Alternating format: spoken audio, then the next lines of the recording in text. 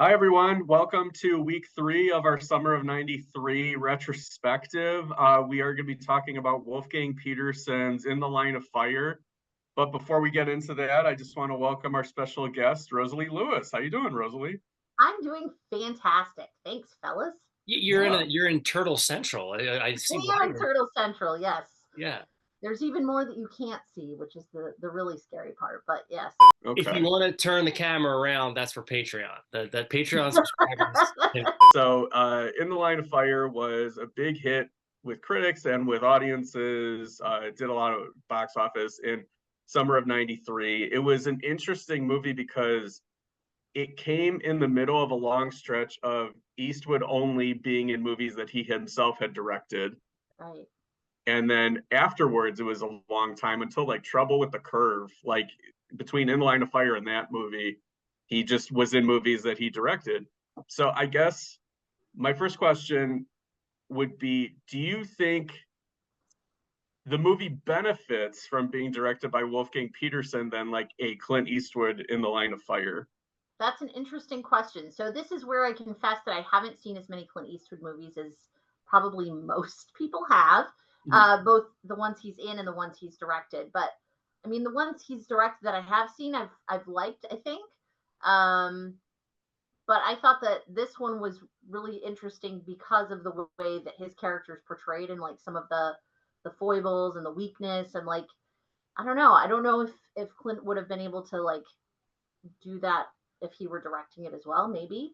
Yeah, I feel like with having Wolfgang Peterson directed, it sort of like ratchets up the pulpiness and like the suspense where Eastwood, and I don't mean this as a negative, but like Eastwood's movies are much more relaxed and kind Yeah. of Yeah. like tempo. And I don't know if that would have worked for In the Line of Fire, but I think you touched on something, Rosalie, that I really like about the movie, which is that this is the first time I'd seen it in a long time, maybe like 10 or 15 years. But it's the first time I've like really kind of like dug into how much of a good character study this is about that character, Frank Oh, Corrigan. And he's not just like an engine to drive the plot or to be at service of the thriller elements. Like it feels like a fully three-dimensional character. And I think that it's one of Eastwood's best performances. He's really good in this. he is because you get to see him be like a little bit weak. He's out of shape when he's jogging along next to the caravan, and like he's looking back at his life with various regrets, and he's not in tip top shape, right? Which is interesting because this was early '90s, and he's still doing movies where he's the star of the show, and he's really a lot older now, but just to see him kind of take stock of his life as a character in this movie was really interesting. It's not the take that you would expect about a Secret Service agent that's going to save the president's life. I was really surprised to learn that this isn't based on a novel. I was really shocked to learn this felt like an airport paperback to me for sure. You Yeah, know what I mean? And when I realized that this was the original screenplay that was in development for a long time, I mean, pleasantly surprised. I think it's a wonderful movie. And I think this is the first time I think I've seen it all the way through. I think it's one of those movies, kind of like when we did the Tom Clancy series where, Clear and Present Danger and Patriot Games. And it's like I've seen them all, but I couldn't like remember the individual distinctions between all of them. This definitely falls into that. And again, we talked about 93 movies having a sort of, I hate to call it old fashioned, but somebody like Wolfgang Peterson, who's such a master, and I just another murderer's row of character actors like in this. And it's just, I mean, I understand its perspective. I understand we're looking back and saying like, oh, I recognize all those people because they've all become stars right. in the 20, 30 years since.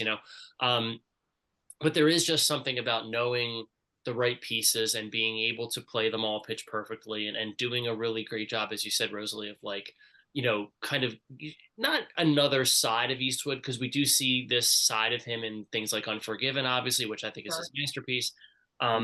But there is it's nice to see that vulnerability. It's nice to see him playing with his persona, as creepy and cancelable as all his dialogue with Rene Russo basically is. There is a nice like he's kind of he's a little stinker about it, which is kind of fun in that 1993 context and all that. There was a line of dialogue that he says in this movie that I heard when I was 11 when I saw this in theaters. where he's sitting at, I forgot what's the name of the monuments with Lincoln in the background. The The Lincoln Lincoln Memorial. Memorial. He's sitting at the Lincoln Memorial. She's walking away, and then he says to himself, like a crazy person, if she turns around, that means she's interested. And when I was 11, I was just like, when she turns around, that means she's interested. And I remember like there being many times where a girl that I had a crush on would walk away and then she didn't turn around. I'm like, well, maybe he's just wrong. Maybe she is interested. I love it.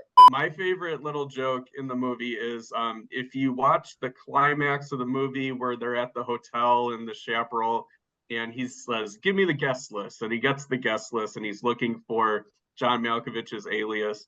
I took a picture of some of the names in here. And I just want to read through a few of them. There's Mr. and Mrs. Ellison Erter. There's Mr. Jane Ert. There's Mr. Henry Fader. There's Mr. and Mrs. Tony Farda.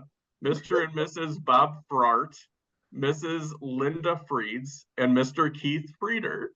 I love it. It's like Yeah. the early days of home video where filmmakers weren't really adjusted yet to the idea that you could pause the video and read Right. through the things that are on screen. Yeah. What do you both think of John Malkovich as the villain performance? Because this was, I remember, really well liked at the time, and he was nominated for an Oscar. And Yeah. Oh, I thought he was fantastic. So the first time I saw this movie was probably 2002-ish, 2001-ish. And so at the time, the two John Malkovich movies that I had seen were Man in the Iron Mask, where he played one of the Musketeers, and also Being John Malkovich. So this was a departure from both of those, but maybe more in line with what he was normally playing, you know, in the 90s.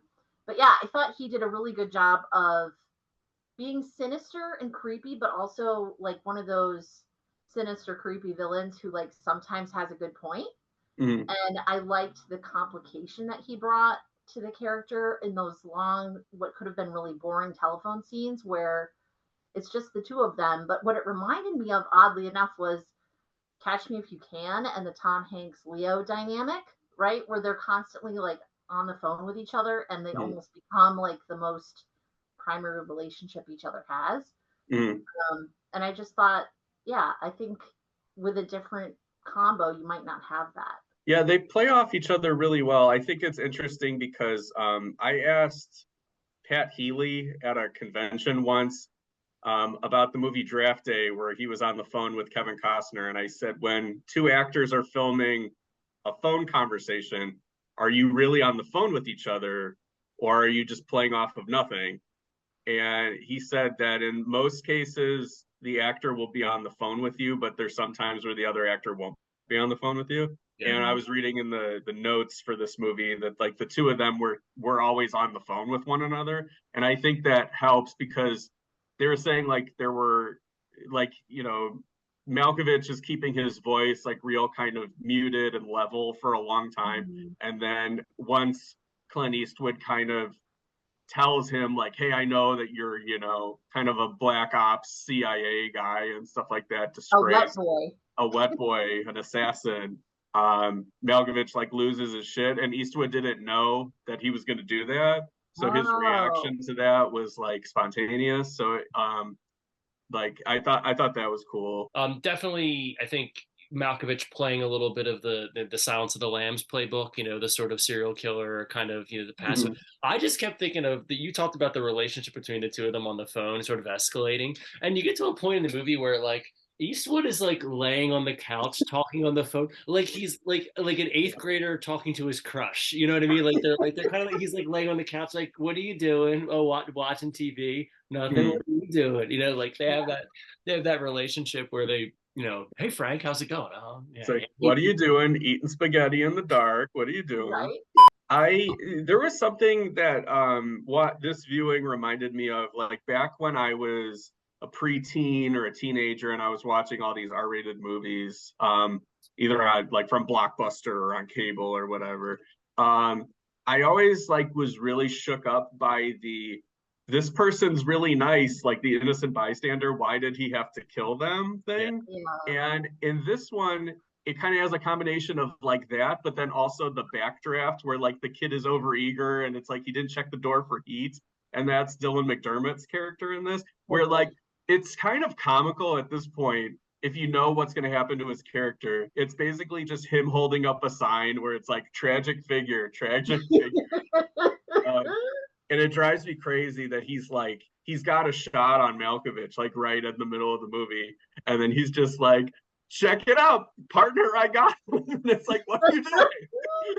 I think it's like for all of its kind of little funny quirks, it's a really great thriller and like 100%. among one of the best 93 movies if you're looking for just like a popcorn entertainment type of thing. Yeah, I was impressed this time around with how many, and you talked about it a little bit, right? How many people are in this that go on to do bigger things later, like, Joshua Malina, for example, but also the people that already had very established careers that pop up for just a second. Like John Hurt is in it for like a scene. A scene. Yeah. And I was like, I forgot John Hurt was in this, and I love him. Yeah. So that was fun, but I wished that he was in it more. John Mahoney, who's in it for like a very short time as well. An important role, but like not a lot to do. And I just think, what a cool ensemble to have been a part of. And I'm sure all of them were just like excited to work with Clint or excited to work with Malkovich, and it's cool that they got to all be together on it. And I think Renee Russo is really great in this too. Like, yeah, I mean, like I've always liked her as an actor, but like you really can appreciate an actor when they take what could have been kind of a generic number 3 on the call sheet type of part and like really flesh out a human being from it. And that's something that I really like about it. And their relationship together, even though it starts out as workplace harassment in the 2023 lens, by the time they're on the plane together and he's saying basically like, I'm just going to retire so I can be with you. It's like such a cool, like, it comes out of nowhere, but it's sort of like really beautiful in how frank it is. No pun intended, because his name is Frank.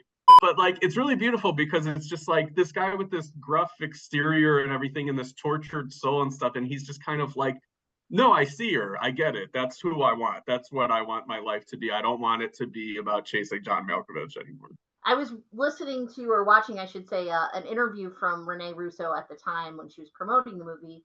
And I didn't realize that she was like pregnant at the time she was filming this. And so she talked about how she loved, of course, working with Clint and like, it was such a different energy. But she also talked about the love scene and how that was like when she was at her most morning sick.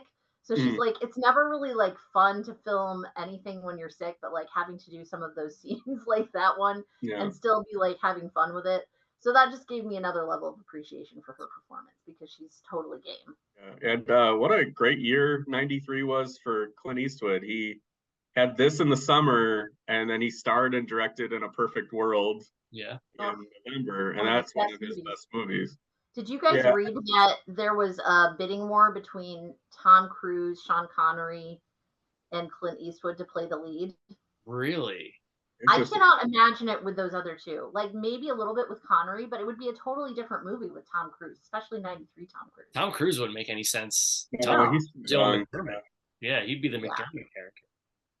Yeah, I don't know. Maybe if they changed it from like President of the United States to like a student class president, then like, my only gripe, I guess, with this movie is there's a little bit too much.